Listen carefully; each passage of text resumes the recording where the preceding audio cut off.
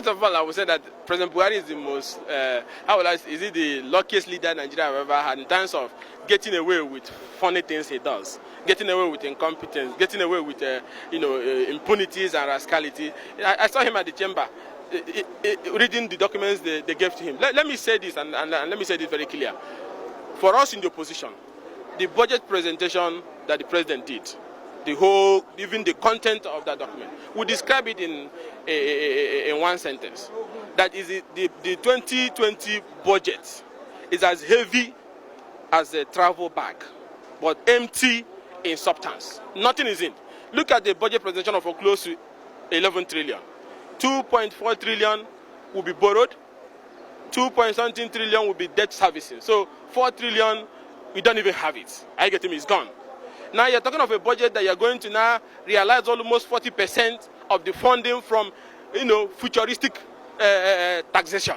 Now the president, even without enabling the legislation, has insulted Nigerians more with that budget document by inserting the 7.2% increment in VAT, a subject matter that is still contentious, for which we in the opposition is going to court. Suddenly he smuggles in it because he thinks he's a law unto himself. That's why he said, "Oh, I have started taxing people." So part of the money that I will use to fund the budget will come from the intended plan to increase the VAT. This is the same man who weeks ago said he wants to reduce the suffering of Nigerian people. Now he has increased the suffering. People are paying all sorts of taxes. But let me ask you, how come after all the claim that his fight against corruption has succeeded, that he has plugged all the loopholes, meaning that we have more money, right? After all the talk that he made recovery from people who looted money, after all the talk that he has plugged all avenues of revenue leakage, the nation is broke. But there is only one thing, and I keep saying that Nigerians don't want to listen to it. President Buhari is incompetent. You cannot have a leader who sees every money, does not know what happens in government. People are around in job men everywhere. They are playing on his inability to govern, and they are making money. He thinks that whatever he's doing is working. Look at what is happening to the soldiers. Are you not seeing the videos? Are you not seeing what's happening in the war front? The Boko Haram people are getting more sophisticated. Bandits have taken, for the first time in Nigerian history, bandits have become part of our security problem. They have taken a greater part of the country. Local crimes are all over the place, kidnapping, even right here in Abuja. Because the president formula, whether it's in insecurity, whether it's in corruption, whether it's in electoral reform, whether it's in politics, is not working because the man has nothing good to offer. Politics goes beyond mere rhetoric and talking. He can talk, but he does not have the capacity to execute. You can steal a presidential mandate, like we say, but you cannot see the capacity to govern. He should give way, let the nation move forward. He's suffering the people. The budget, let me say, is dead on arrival. It is unrealizable. It is a heavy travel bag that is empty in substance. There's nothing inside it. Because now, you're talking of a capital project that is less than 3 trillion. So, less than 3 trillion is what you will use to pull out almost over 70 million people out of poverty. It's a joke.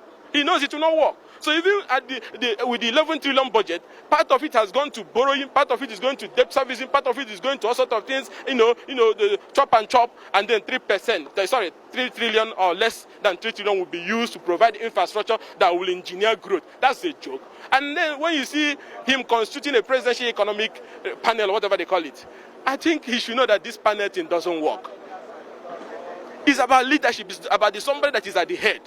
They disbanded the Osinbajo panel. He constituted a panel that he didn't even put Osinbajo. That one suits Osinbajo. It's not even our business anyway. But at the end of the day, will President Muhammad Buhari have the ear to listen to the advice of the economic team? What about all the economic teams and all political teams, electoral teams, all the things he composed? What impact has that got to do with Nigeria? Inflation, economic crisis, insecurity, terrorism, banditry, electoral reform that has collapsed, all under him. And now the judiciary is also facing his threat also. We are not fighting to have our way. We are fighting to have the way of the country. We are fighting to have law and order. We are fighting to have merit. We are fighting to have decency. We are fighting to have fair play. And it's not about opposition. Everybody benefits from it when we get to institutionalize that. Why is the president tampering with sacred things in the country just because he wants to remain in office? I will borrow his words, the same language he used in describing the judgment of the court in 2007. That dubious ruling of the appeal court is a dubious ruling because that's what he used, and I want to borrow his words because it's a dubious ruling. Now, they know that what they have is a dubious electoral victory and a dubious ruling. And now they are panicking.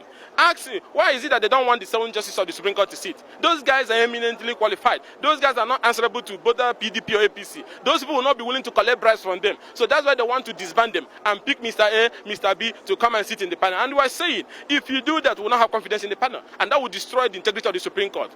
And if that's what you want Nigeria to experience, so be it. Because we will not keep quiet and allow it because we have respect for the Supreme Court. Then you go into the Supreme Court and you handpick your friends and allies and then we'll clap for you. All the justices of the Supreme Court are eminently qualified. But the question I ask you, why now? Why is the President Mohamed Ibrahim, after a history and a tradition that the country have used since 1979, come this evening and then want to handpick members of the panel that will sit on the presidential appeal of Atiku Abubakar through the CJN?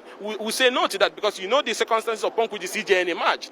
And because of that, we in the opposition cannot trust the CJN, the current CJN, handpicking the membership of that panel. And that's why we're opposing the composition of that panel. And we're serious about it and we'll fight this battle up to next week. Whatever it takes, we are ready for it. So if the CJN have any respect for the institution of the judiciary, the best thing to do right now is to allow the order of seniority so that we can have our confidence and be able to come before him and adjudicate.